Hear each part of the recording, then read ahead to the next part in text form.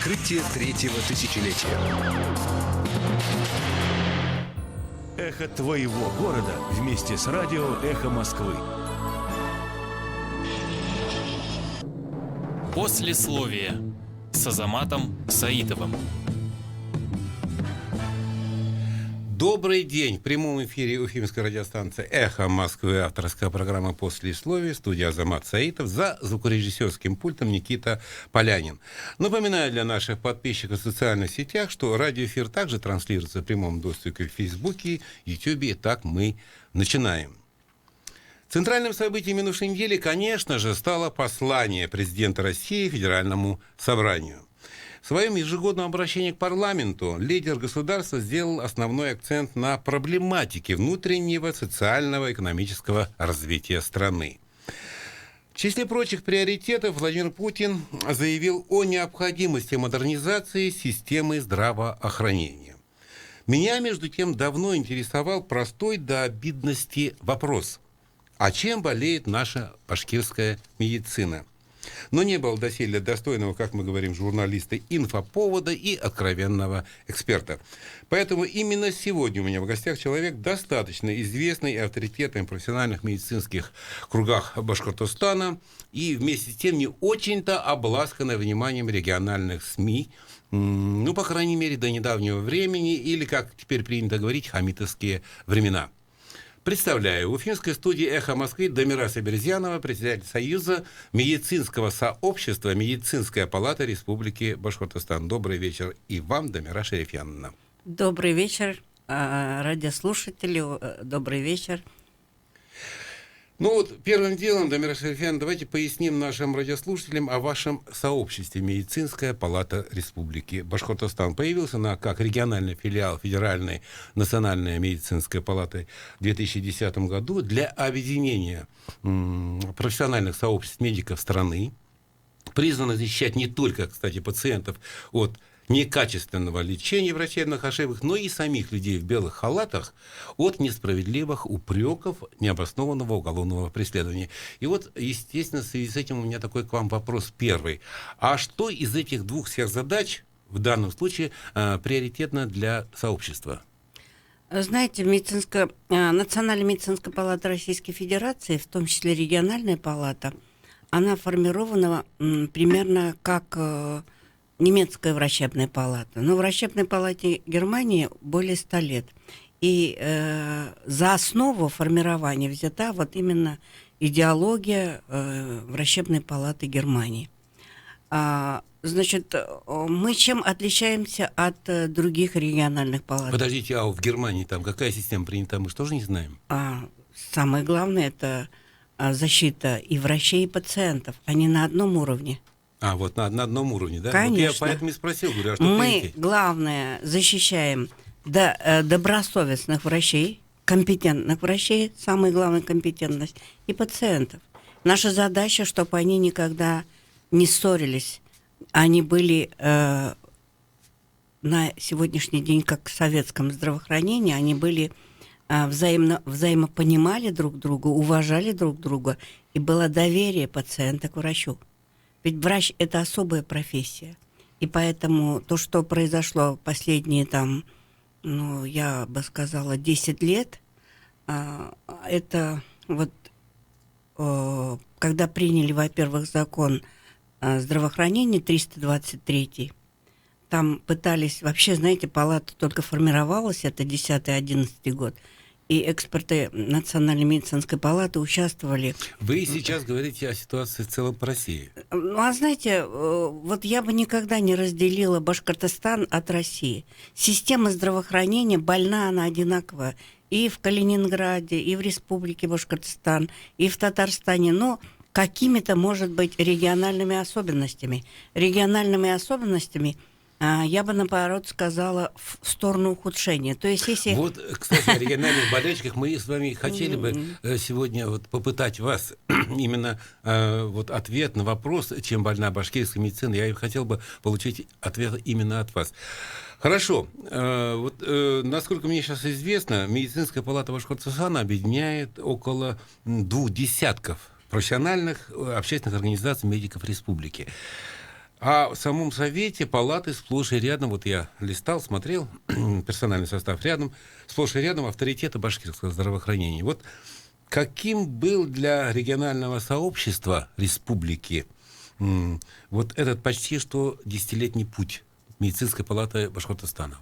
Это был очень сложный путь, но тем не менее, знаете, мы, наверное, первая организация, которая формировалась по такому уставу, который Национальная медицинская палата Российской Федерации. В 2010 году, в апреле, была зарегистрирована Национальная медицинская палата России.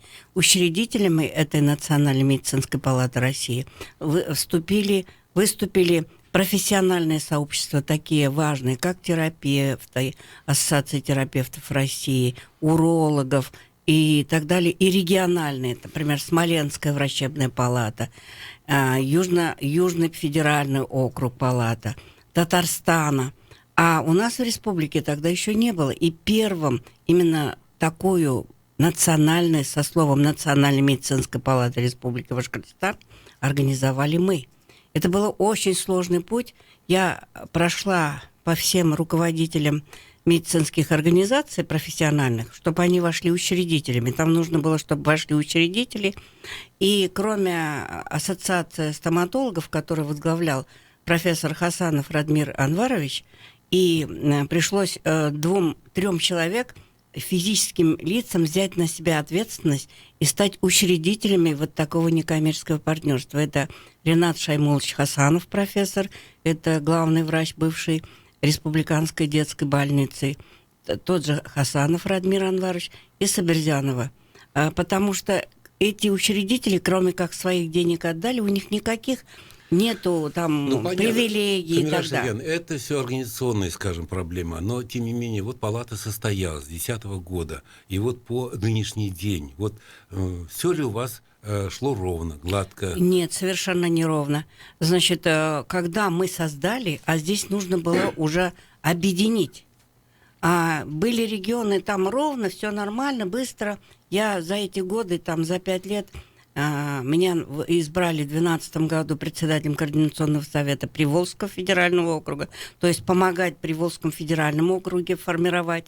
И я во всех регионах, кроме Кирова, открыла региональные палаты Ульяновской области, Чувашии, Мордовии там, и так далее. Понятно, и так далее. А что в родном Башкортостане? В родном Башкортостане это было просто, знаете, противостояние. Кто и чему противился? Понимаете, вот здесь вот сыграло такой щенячий менталитет высокопоставленных людей. Я даже не боюсь говорить. Федус Аглямович, он удивился, как это так без него могли создать... Это речь идет о Ямалдине, когда он был вице-премьером и курировал. Да, и он вызывал всех профессиональных ассоциаций, говорил, что вы должны создать другую альтернативную организацию. А чем руководствовался Ямалдин? Ну, это трудно сказать, но тем не менее мы с ним остались, как бы, у нас диалог всегда был. И он однажды, вот, когда возглавлял он уже медтехнику, он мне сказал: я поражаюсь твоим, значит, вот этим упорством, и как ты молодец, когда уже признали Национальную медицинскую палату, что ты молодец. Я ему, знаете, что сказала?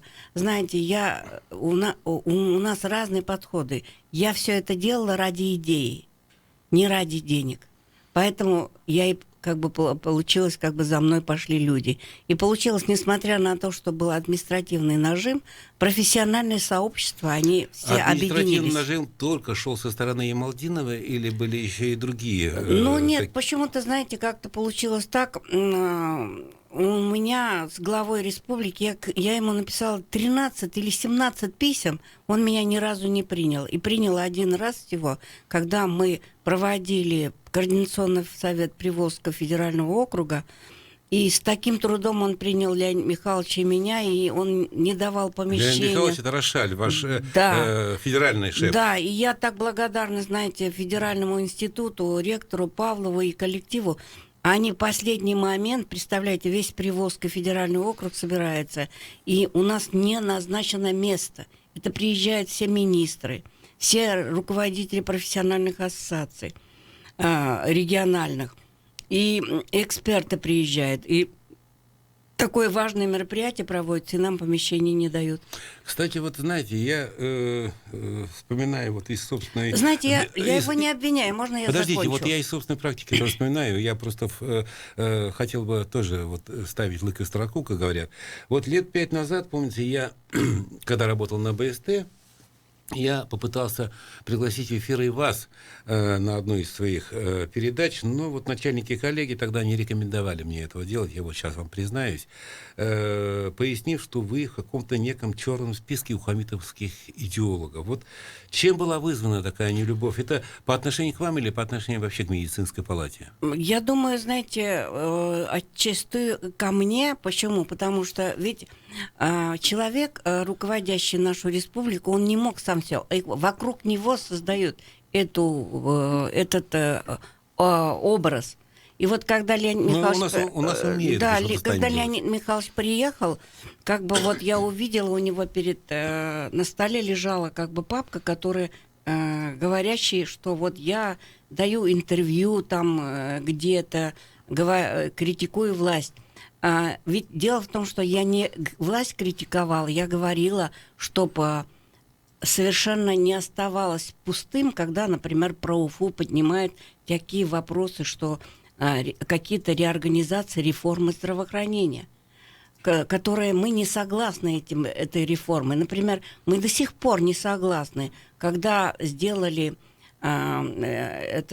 реформу такую, 4-й роддом, перинатальный центр. Я говорю, это не свое мнение, мнение медицинского сообщества.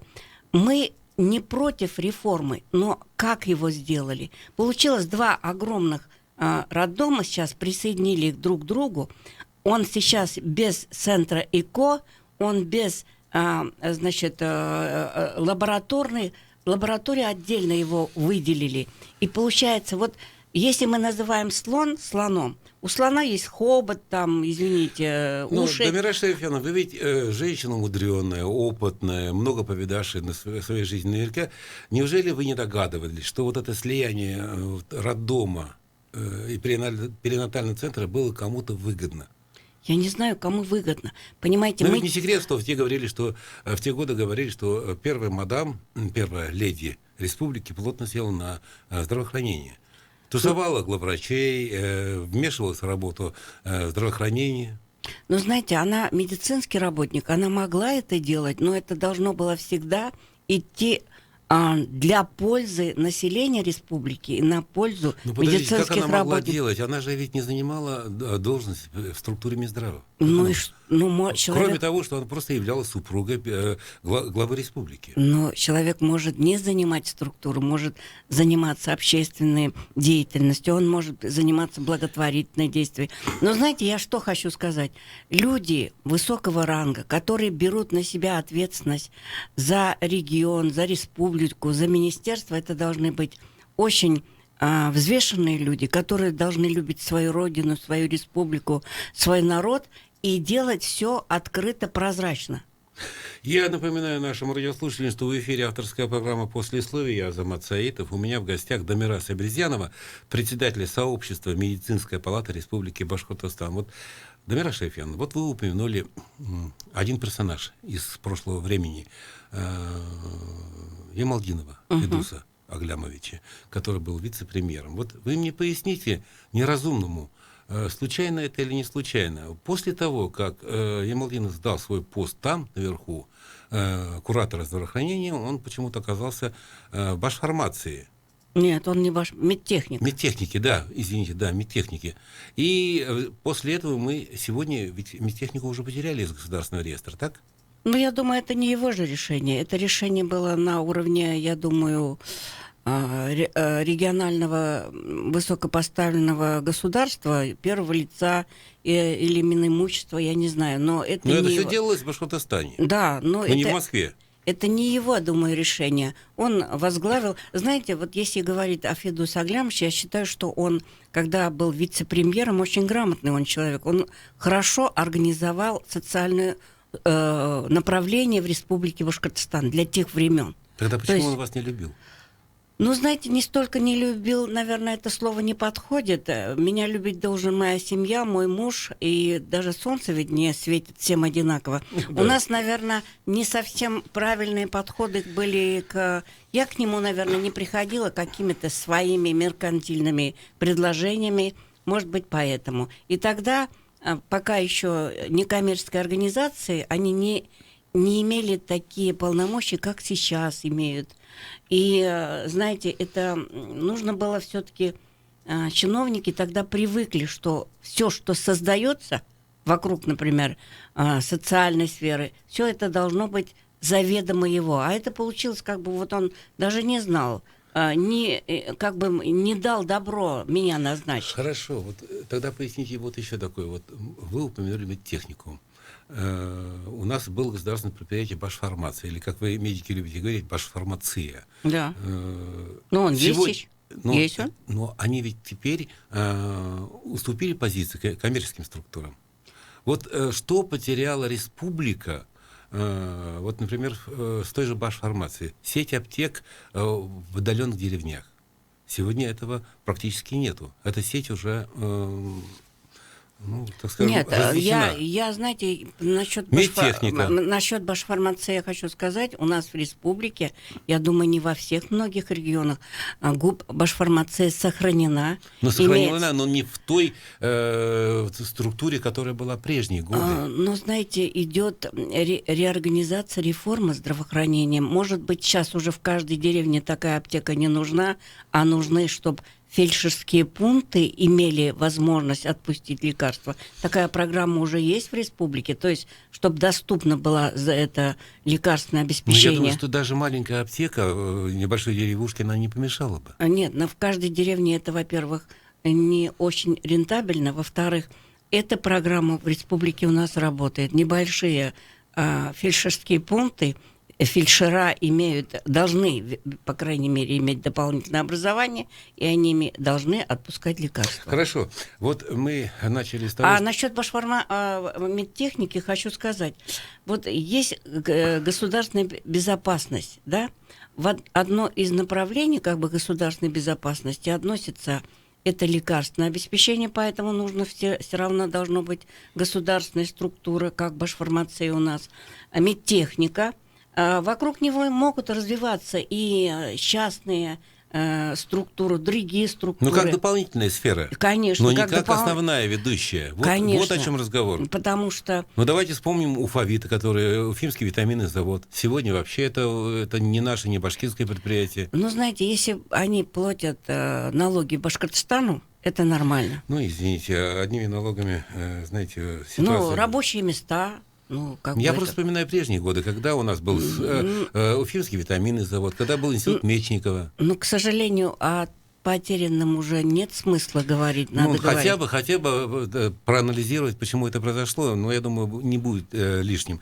Вот еще, я начал сегодняшний эфир с того, что федеральное послание Путина в Федеральное собрание, и вот в рамках этого послания Путин, в частности, включил в число обязательных изменений необходимость покончить с бесконечными очередями в поликлиниках, и что для этого нужно сократить время ожидания принимающего врача в 3-4 раза. А на следующий день, в минувший четверг, спикер Госдумы Володин проинформировал нас о том, что российский парламент одобрил законопроект о паллиативной помощи. Долгие годы, напомню радиослушателям, благотворительная организация борется за право неизлечимо больных провести последние месяцы дома в окружении близких. То, что паллиативно как раз это медицина и будет заниматься. И вот и новый закон они называют огромным прорывом. Вот первый факт, о котором упомянул из обращения президента Федерального собрания, и второй о паллиативной помощи, это то, что важно в первую очередь здравоохранению отечественному. И если у башкирской медицины свои другие хронические болячки. Ну, знаете, статистика примерно одинакова за нозологии заболеваемости в Российской Федерации. Но где-то мы хуже, где-то в другой регион. Если мы говорим о двух направлениях, которые в Российской Федерации, она на сегодняшний день нуждается обеспечение коечного фонда, обеспечение материально-технического оснащения, это паллиативная помощь, наряду с другими. все у нас в приоритете. И детство, и акушерство, гинекология, и онкология. Но если мы с вами остановились на паллиативной помощи... Это не минувшей недели, нам было вот именно два таких факта. Да, паллиативная и реабилитационные паллиативные койки. И искоренение очередей в поликлиниках. Да, вот паллиативная и реабилитация койки, они вроде на бумаге есть. Государство выделяет на это направление финансирование, есть хорошее финансирование. Но, к великому сожалению, те паллиативные койки, которые в многих медицинских учреждениях делают как койки, они свои функции не выполняют из-за того, что на сегодняшний день не прописано и как-то нету государственного контроля за использованием этих коек. Хорошо, федеральный закон изменит ситуацию?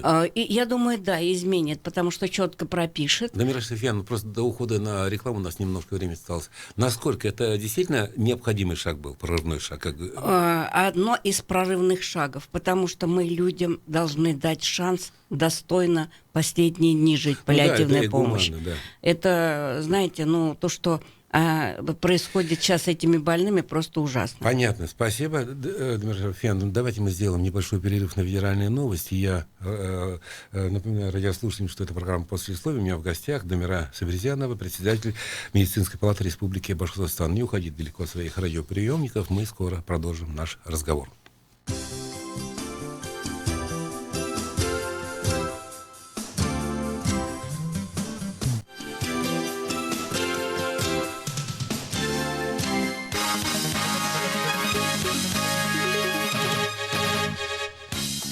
В Москве 13 часов 30 минут. Новости на Эхе. На Евровидении Украину должны представлять патриоты, заявил сегодня Минкульт страны. Чиновники отмечают, что никогда не оказывают влияния на отбор артистов, однако в условиях, когда, цитирую, на фронте гибнут тысячи героев за территориальную целостность Украины, представляющие страну артисты должны осознавать свою ответственность. Конец цитаты. Ранее певица Маруф сообщила, что ей придется отказаться от новых гастролей в России. Пророссийская партия социалистов побеждает на выборах в парламент Молдавии по партийным спискам. Таковы предварительные данные Центра Сберкова.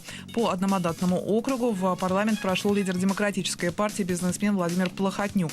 За 2 дня до голосования МВД России заявила, что подозревает его по делу о выводе из России 37 миллиардов рублей. Владимиру Путину докладывают детали следственных действий по делу руководителя инвестиционного фонда «Беринг Восток». Об этом сообщил пресс-секретарь президента Дмитрий Песков. При этом он не смог ответить на вопрос, видел ли глава государства открытое письмо, адресованное ему. «Беринг Восток» в нем просит Владимира Путина взять дело Майкла Каллови под личный контроль. Напомню, главу крупнейшего в России инвестфонда, а также еще 5 человек подозревают в хищении средств банка «Восточный». Почти треть россиян считают арест членов семьи Арашуковых борьбой за передел сфер влияния между высокопоставленными чиновниками. Это показал опрос Левада-центра. При этом 25% респондентов сочли дело проявлением серьезной борьбы с коррупцией, а 23% отвлечением внимания от реальных проблем в экономике. Обвинения в коррупции Арашуковым не предъявлялись, хотя арест сенатора был очень показательным, сказала в нашем эфире адвокат Анна Ставицкая. Арашуковых не обвиняют в том, что они получали взятки. А Рауфа Арашукова обвиняют в организации 2 убийств и в том, что он напал на одного депутата. Рауля Арашукова обвиняют в том, что он создал организованное преступное сообщество и похищал газ. К коррупции как таковой обвинение не имеет никакого отношения. Все обвинения в убийстве с точки зрения доказательств, которые сейчас защита смогла посмотреть, в общем, очень много несостыковок и вопросов. И, конечно же, та показательность, с которой был задержан сенатор, это совершенно очевидно, что это был просто посыл для других представителей власти. Какой, мы пока не знаем. В целом, за развитием ситуации вокруг дела Арашуковых следят или слышали о ней 62% опрошенных экспертами Левада-центра. Начальник исправительной колонии в Амурской области, в которой отбывал наказание, Вячеслав Цыповяз, будет уволен сразу после выхода из отпуска. Об этом сообщает пресс-служба исправительного учреждения. Поводом к проверке послужили фотографии, на которых заключенные позируют с мобильным телефоном, жарят шашлыки и ест икру. После этого Следственный комитет возбудил уголовное дело о превышении должностных полномочий в отношении сотрудников колонии. В Москве сейчас плюс 2 градуса. Ночью и завтра днем обещают около 0. Местами небольшие осадки. Марина Старостина, служба информации, Эхо Москвы.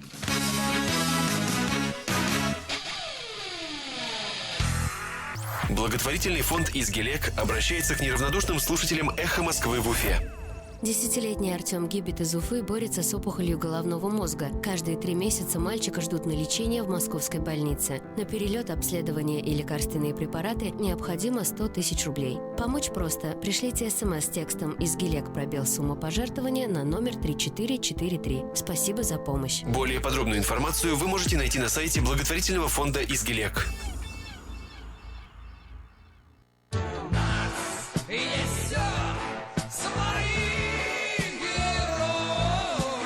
В Уфе есть люди, у которых есть особое мнение о том, что происходит.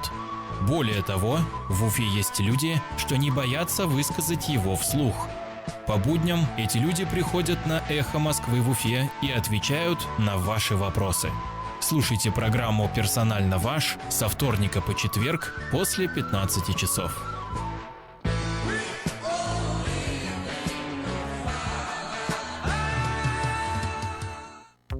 По средам после 13 часов на «Эхе Москвы» в Уфе раскрываем результаты маркетинговых исследований и говорим с экспертами из различных сфер рынка. В программе «Включаем маркетинг».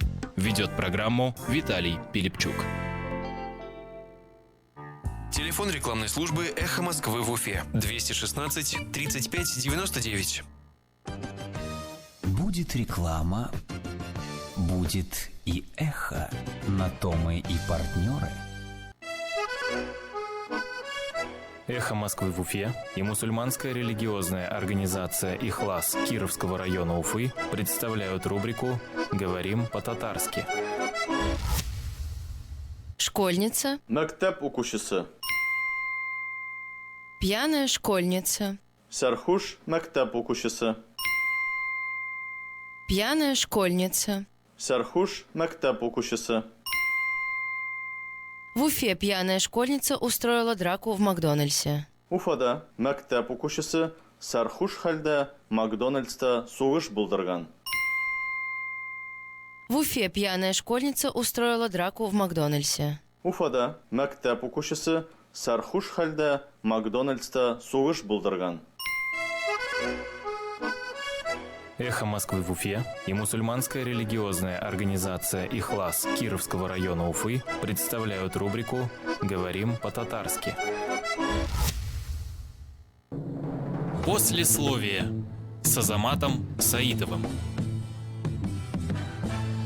Мы продолжаем работу в прямом эфире. Это авторская программа «Послесловие». Азамат Саитов. И у меня в гостях Дамира Сабирзянова, председатель сообщества «Медицинская палата Республики Башкортостан». Вот, Дамира Шарифьяновна, я предлагаю вернуться вам в минувшую весну. Вот тогда, 3 апреля минувшего года, 18-го, на 3-м медицинском форуме глава Башкортостана, тогда Рустем Хамитов, заявил о том, что в республике начинается новая программа по строительству более десятков объектов здравоохранения.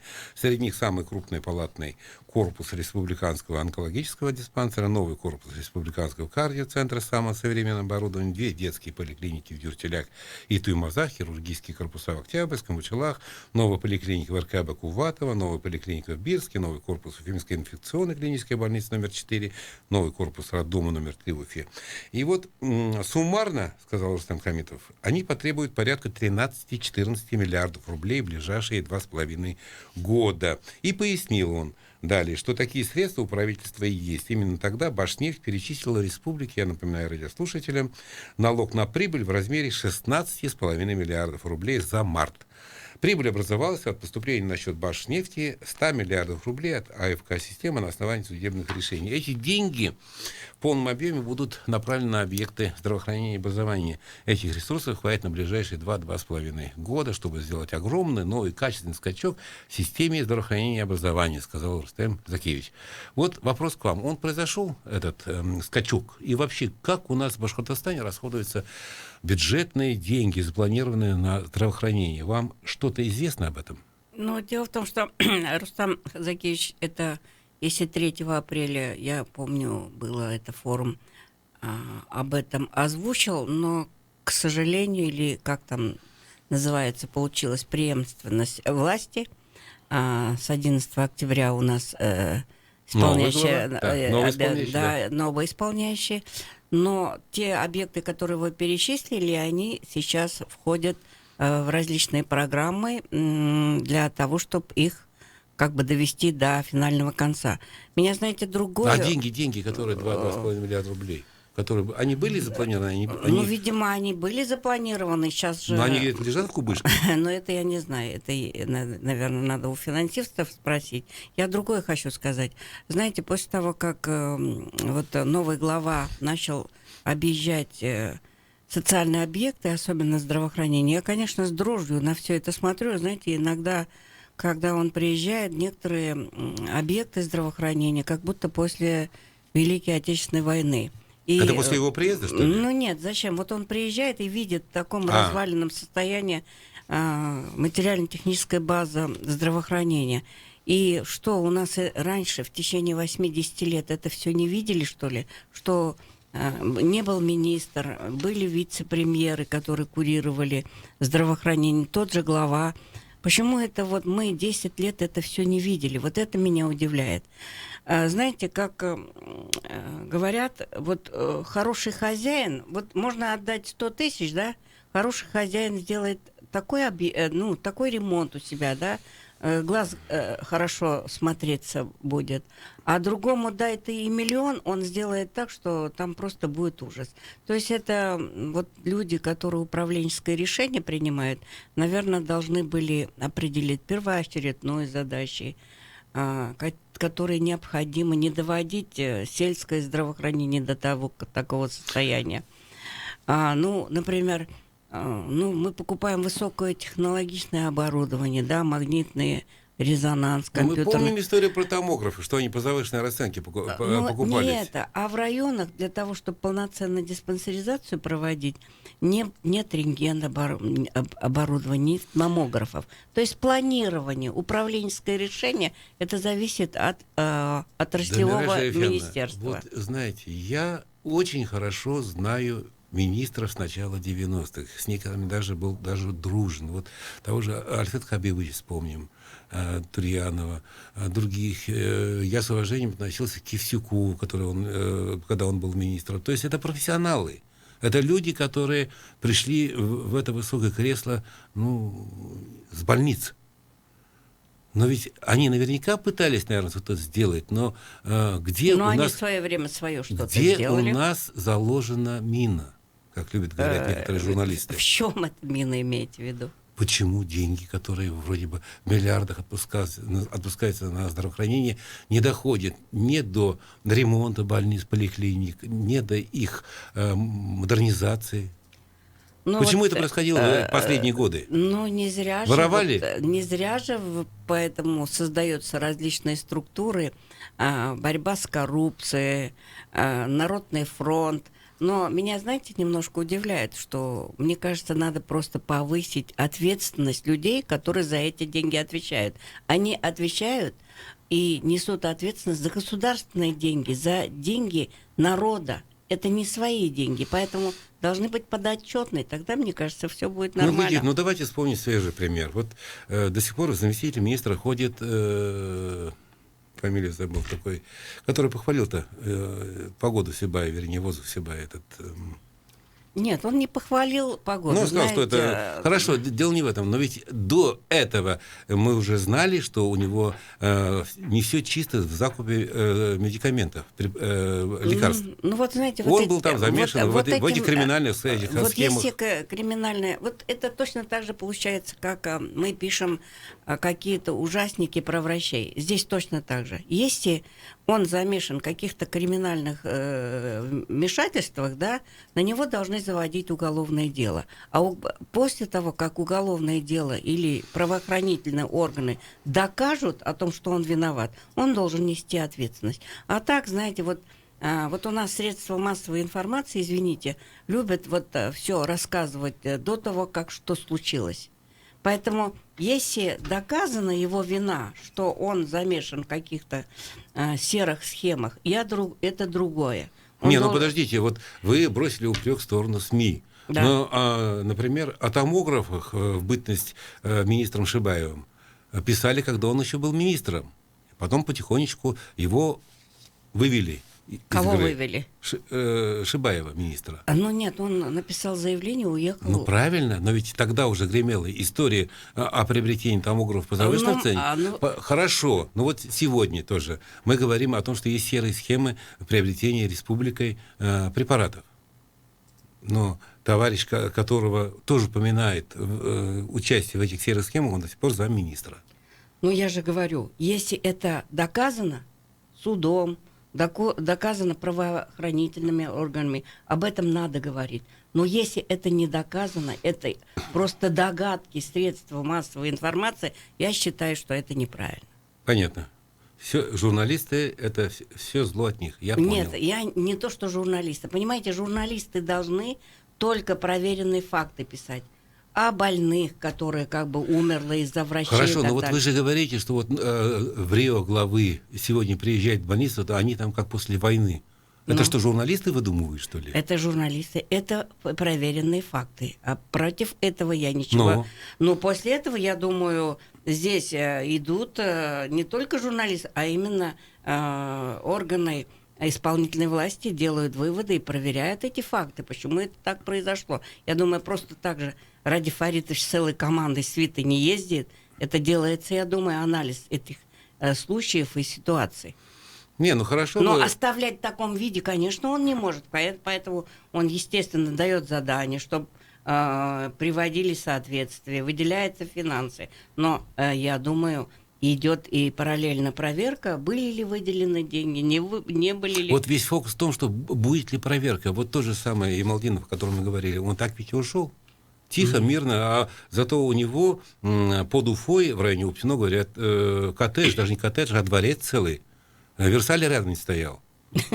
Где следственные действия, где работа прокуратуры, других правоохранительных органов? Нет уже. Также Шибаев уехал от нас, потом, говорят, в Италию. Сейчас вот этот новый зам, вернее, зам, на которого сейчас стрелы переводят, тоже уйдет потихонечку. Георгий Анатольевич работает в Подмосковье, в Москве, он никуда в Италию не уехал. И говорят, кстати, что ожидается его возвращения к нам сюда. Несмотря на то, что он очень молодой был, знаете, руководитель, я, например, с ним заключила соглашение, и при тех обстоятельствах, которые было тяжело, да, я с ним начинала взаимодействовать. Ну, понятно, что у вас, вот единственным, наверное, министром у вас сложились отношения. Почему? Так вы так и не сказали, а почему все-таки вас поддушивали в годы руководства республикой Хамитовым? Я думаю, знаете, я не совсем подходила под те критерии, которые отбирали, например, господин Хамитов и его окружение. Может быть, я не была из ихней команды или еще что-то, я не знаю. Понятно. Тогда вот давайте мы немножко перейдем в тему. Вот вопрос тогда к вам как к хирургу с более чем 20-летним практическим опытом. Вот опять вернемся к прошлогоднему форуму, третьему Уфимскому медицинскому форуму. Там Рустам Хамитов, помнится, рассказывал тогда об инновационных разработках ученых авиационного университета.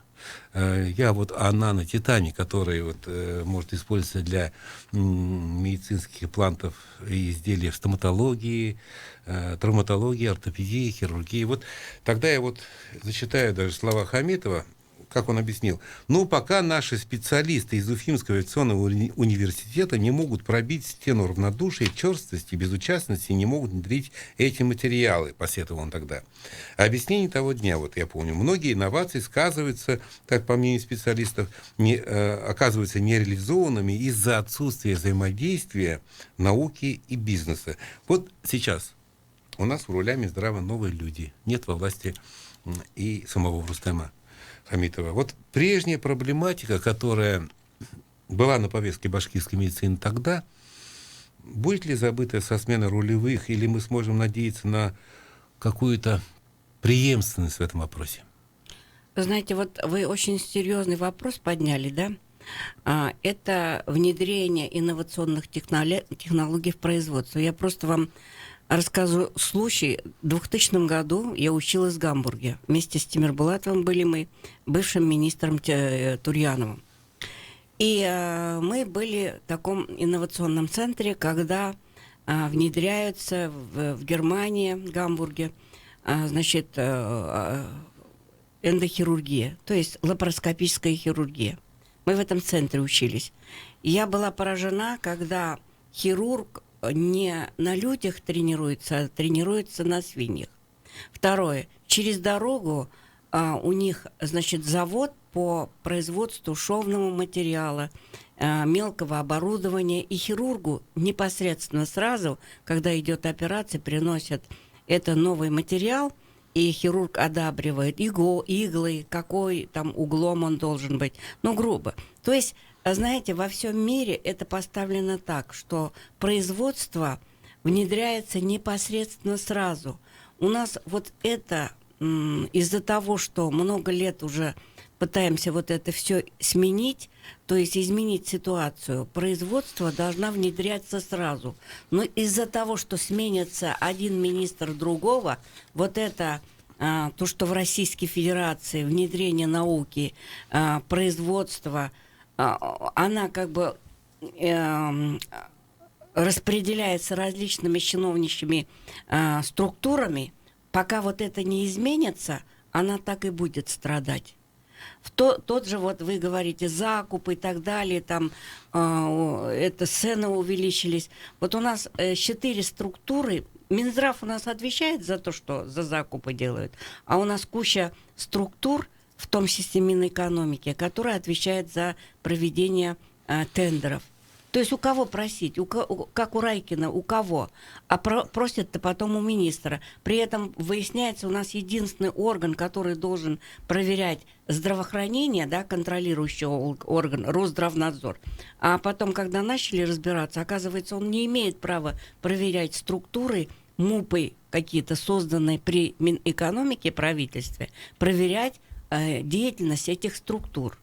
Поэтому, вот знаете... Вот эта вся сложность построения вот этих вот всех этих цепочек вот этих ведомств, она получилась само по себе, или это задумано было так для того, чтобы финансовые реки разделить на несколько ручейков, чтобы вот кто-то еще грелся? Вот это получается... Как вы сами думаете? Вот я так думаю. Из-за того, что лет 10 тому назад, когда в стране как бы вот появились уже деньги, многие чиновники начали думать, а как же так, что я вот распределяю такие потоки, а я ни при чем. Сам не при делах. Да, и начали создавать вот такие управляемые МУПы, всякие организации. Понятно. Скажите, да? Пожалуйста. То есть должны быть честные управленцы. Вот хорошо. Вот глядите, Медицинская палата Республики Башкортостан. Вы, если займете позицию вот контроля, хотя бы вы и должны, наверное, этим были заниматься, если вас допустят до этого дела, вы ведь многим попутаете карты. Нет. Может быть, поэтому медицинская палата неудобна тем, кто рулит здравоохранением башкирским? Ну, знаете, любая... Ведь к вам ходят, ведь у вас там в составе совета вашего палаты там такие авторитеты, мама не горюй. Ну, знаете, вот я сравниваю вообще врачебное сообщество, формирование и его шаги в течение 10 лет, с черепахой сравниваю, и как бы даже девиз нас. Мы идем все равно к своей цели. Наша задача врачебного сообщества – это получить те полномочия, которые во всем мире существуют. Врачебное сообщество отвечает за качество оказания медицинской помощи, за компетентность врача, за аккредитацию, допуск к профессии, аттестации, за непрерывное образование, за проведение различных конференций, семинаров и так далее. Но, в принципе, сейчас, вот учитывая, что вышел уже 292-е постановление, 76-я статья 323-го закона. Но, несмотря на то, что уже есть регламенты, вот, например, тарифная комиссия, она должна... в тарифная комиссия – это формирование тарифа оказания медицинской помощи фондом обязательного медицинского страхования. Да, вы правы. Национальная медицинская палата Республики Башкортостан, она с боем идет, чтобы его туда включили, потому что мы будем такие неудобные вопросы иногда задавать. Мы же не заинтересованные люди. Неудобные вопросы профессиональным языком. Конечно. Что существенно. И потом, в чем еще неудобство Сабирзяновой, вот именно меня? Я ведь на сегодняшний день только занимаюсь палатой. То есть меня нельзя не уволить, ничего. Меня избирает как бы медицинское сообщество.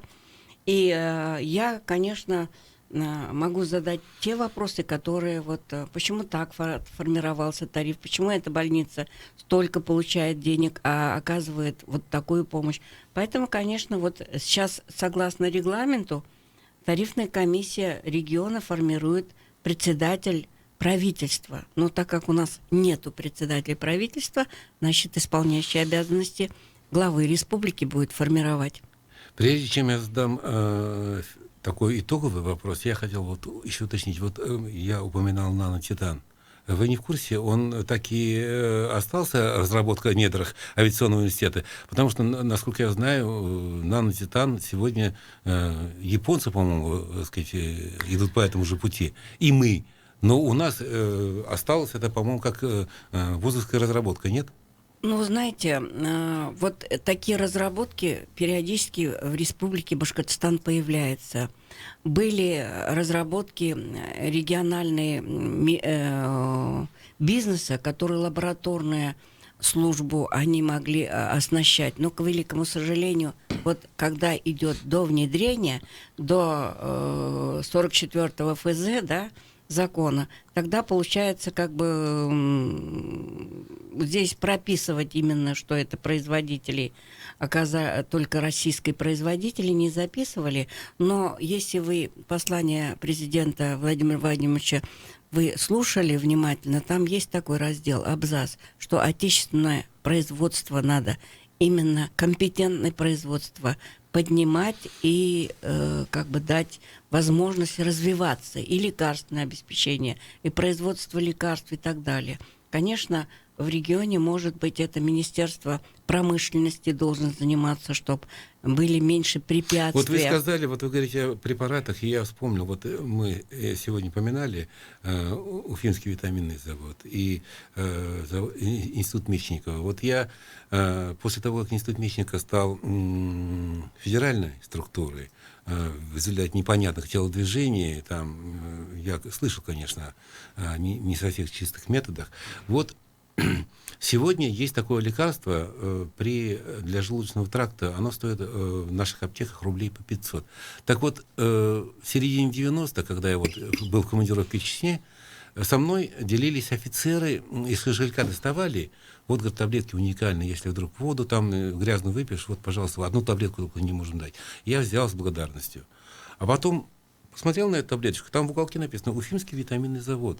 Она стоила у нас 10 копеек. Вот что мы теряем с этими препаратами? Поэтому вот мой завершающий такой вопрос, такой резюмирующий, что ли, такой вопрос. Вот чем все-таки болеет наша башкирская медицина? Вот это вот хронический недуг, который требует, увы, паллиативного теперь уже сопровождения, лишь бы умерла, так умерла. Или же все-таки есть надежда, что диагнозы не столь запущены. И вот вопрос, подружилась ли или подружится ли, наконец, региональная власть и Минздрав с Национальной палатой Башкортостана? Как вы думаете?